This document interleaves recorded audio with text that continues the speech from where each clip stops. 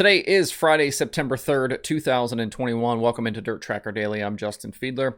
Coming up, we're talking last night's World of Outlaws late model show at Cherokee. Plus, we have a Scott Bloomquist update, Mars results, details on Earl Pearson Jr.'s new ride, and we look ahead to a busy weekend of racing across the country.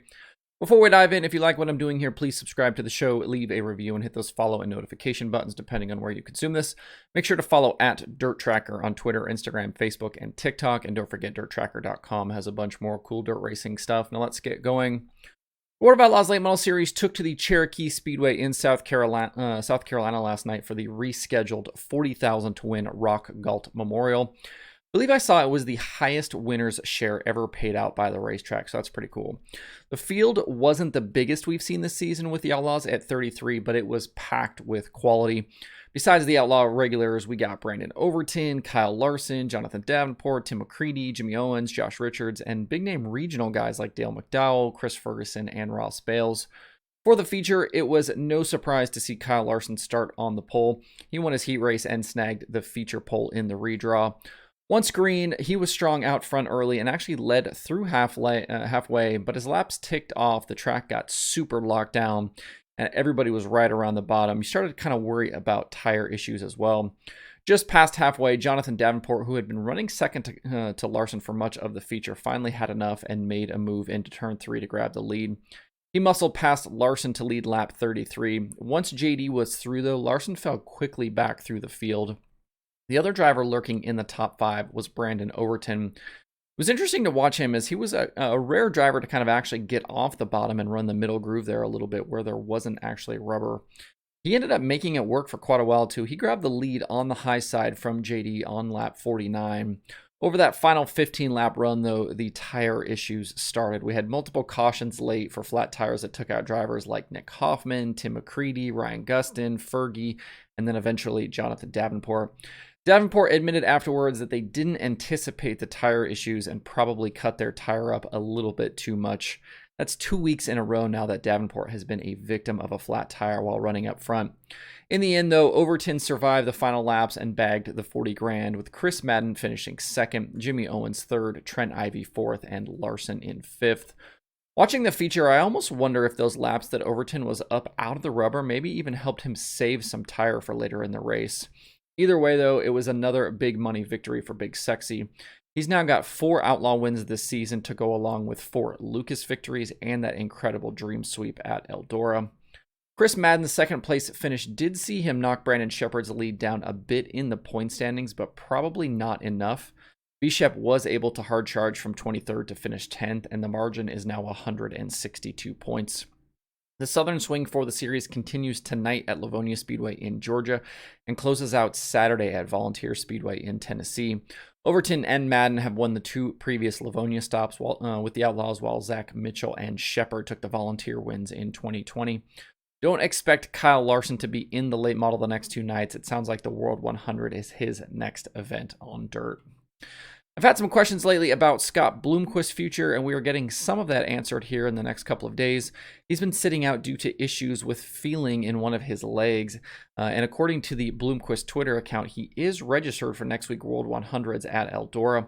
Nick Hoffman has been filling in, but it appears as though Hoffman's time with Team Zero is continuing, as he's going to be at Eldora in a Team Zero car as well. Hoffman has been fast, so it's great to see him keep getting rides. Elsewhere in late model action last night, Brian Shirley picked up the $5,000 Mars win at Farmer City after starting 7th. He slipped past leader McKay Wenger to grab the top spot with just 6 laps left and drove away to the win. Tanner English ended up second, Mike Spatola third, Wenger faded to 4th, and Josh Rice completed the top 5. Mars is back at Farmer City tonight for another 5,000 to win feature before they roll to Fairbury on Saturday for a 10,000 to win show. On yesterday's show, we talked about the departure of Earl Pearson Jr. from the Black Diamond chassis team, and just 1 day later, we were talking about Pearson's new ride. In a story posted to Dirt on Dirt from Kevin Kovac, it was revealed that Pearson will complete the Lucas season driving for Jason Papich. Papich and teammate Tony Toast are from California, but they keep their race cars in Missouri and have been regulars with the Lucas Oil MLRA series. Papich is currently 3rd in the MLRA point standings behind Tony Jackson Jr. and Garrett Alberson. Pearson will drive a Longhorn chassis and will make his debut with the team at Knoxville for the late model Knoxville Nationals in a few weeks. Pearson said he has no plans to race next week at Eldora for the World 100s, but there is talk of him teaming up with Papich to run the full Lucas schedule in 2022. For more details, check out the full story over at dirtondirt.com. Looking ahead to the weekend, there is no lack of racing to watch across the country. The World of Outlaws Sprint Car Series begins their trek down the West Coast with 3 shows at Skagit Speedway in Washington. Logan Schuchart swept the weekend the last time the Outlaws were there back in 2019. Definitely be keeping an eye on what those championship challengers can get done over the next couple of nights as well. Brad Sweet currently has 120 points on David Gravel and 160 on Carson Macedo. Both Gravel and Macedo need to keep taking chunks out of Sweet's advantage to make this fight tough down the stretch. The hottest driver with the series right now, though, is unquestionably Donny Schatz. He has 15 straight top 10 finishes, an average finish of 2.4 over his last 5 races, and 3.5 over his last 10. He's also won 2 of the last 5 features and hasn't finished worse than 4th in nearly a month. We'll have to wait and see what car counts look like for the 3 nights. Back in 2019, we had 19 and 21 cars, which doesn't bode super well for the weekend. There aren't a lot of 410s in that part of the country, with 360 racing kind of being the main focus. There is nice money on the line with the Sunday finale paying $25,000 to win, but it will depend on it, kind of if any guys tow up from California. Could be a tough sell, though, especially with the 410 King of the West Series at Silver Dollar Speedway for the Louis Vermeil Classic happening. That has 2 nights of $5,000 to win shows, so you're going to have a lot of those 410 guys just staying at home to run that race. As usual, you can find event details at worldofoutlaws.com, and the racing will be live on Dirt Vision. Lucas Oil Late Model Dirt Series takes on Portsmouth Raceway Park on Saturday and Tyler County Speedway on Sunday for the Hillbilly 100. Portsmouth pays $15,000 to win, and the Hillbilly 100 is $30,000 to win. Battle for the championship continues with Davenport and Hudson O'Neill trying to track down Tim McCready. Davenport has the most recent win at Portsmouth, while Josh Richards is the defending Hillbilly 100 winner back from 2019. JD needs to shake off the bad luck he's had in his recent starts with these flat tires, and O'Neill needs to keep the consistency going to stay in the fight. Both race nights can be watched live on MAV TV+. Elsewhere this weekend, USAC has the Silver Crown Series at DuQuoin on Saturday and National Midgets at Angel Park on Sunday. Keep an eye on the Saturday weather, though. Things don't look super great for DuQuoin. Cody Swanson is the current Silver Crown Series points leader over Logan Seavey, even though he's missed a show. According to the series, the last time a driver won the Silver Crown Championship and missed a race was Jimmy Sills in 1994. Weather for Sunday at Angel Park doesn't look like it will be a problem, and that's good because we want to see that good championship battle continue to play out between Buddy Kofoid, Emerson Axsom, and Chris Windham. The 3 drivers are only separated by 41 points, and Axsom has been hot lately with 9 straight top 5 finishes. Kofoid has been dealing with injuries in recent weeks because of a pavement late model crash, so hopefully he'll be closer to 100% this weekend.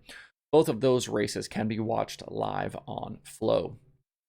Another wing sprint car competition this weekend, the All-Star Circuit of Champions is headed to Attica Raceway Park for 2 nights in Ohio. Ian Madsen and Justin Peck were All-Star winners at Attica earlier this season.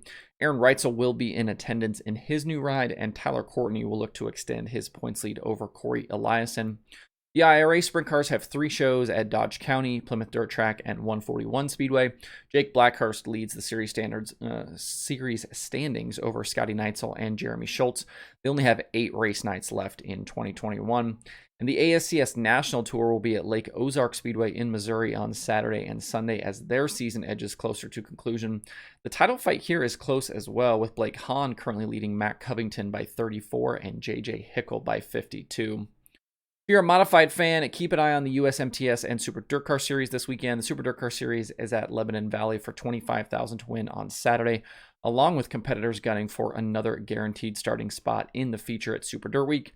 Stuart Friesen is the series points leader, and Matt Shepard is the most recent winner at the track. USMTS has 3 races. They're at Mississippi Thunder tonight, Saturday at Deer Creek, and Sunday at Fayette County. Those are all $10,000 to win shows. We've got a nice points fight to watch as well.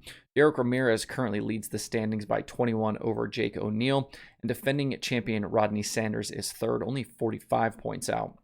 All 3 nights are live on Race and Dirt, and you can find links to that on the streaming schedule.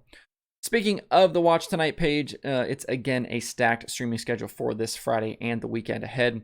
Today, there are 36 shows across the various services, with another 89 coming for Saturday and Sunday. That includes both Outlaw Series, the All-Stars, Lucas, USAC, Mars, the IRA, USMTS, events like the Race Saver Nationals at Eagle, and a ton of local and regional racing. To see the full daily streaming schedule through the weekend, visit DIRTRACKR.com/watchtonight.